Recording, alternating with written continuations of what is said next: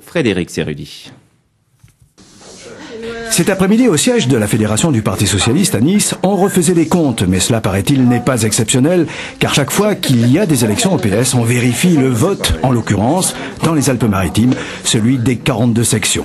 Et avec la victoire de Martine Aubry au plan national, qui a obtenu, je vous le rappelle, 42 voix de plus que Ségolène Royal, Christine Doregeau, la mandataire départementale de Martine Aubry, était très satisfaite. Nous arrivons aux alentours de 40% dans ce département et je me réjouis surtout que les socialistes puissent se retrouver pour travailler collectivement, localement et nationalement ensemble.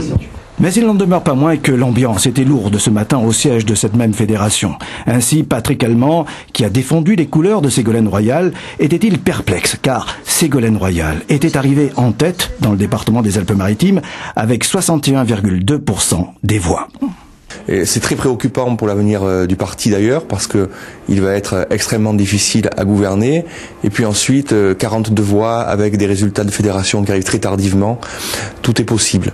Donc, résultat des courses, un parti ce matin certainement en très grande difficulté, et où il va falloir que chacun dans les deux camps fasse preuve de beaucoup de responsabilité pour remettre la machine en route, parce que moi, il n'y a qu'une seule chose qui compte, c'est que le peuple attend la gauche, et le peuple a besoin d'un parti socialiste fort.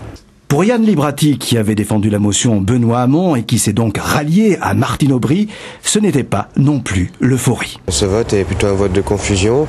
On attendait une vraie clarification, elle n'a pas eu lieu. Le vote d'émotion, pour le coup, il y a encore quelques semaines, était lui beaucoup plus clair, avec un parti réellement entré à gauche, un parti qui se renouvelle. Et c'est vrai que là, on est très très très inquiet sur l'évolution dans les jours qui viennent de ce résultat.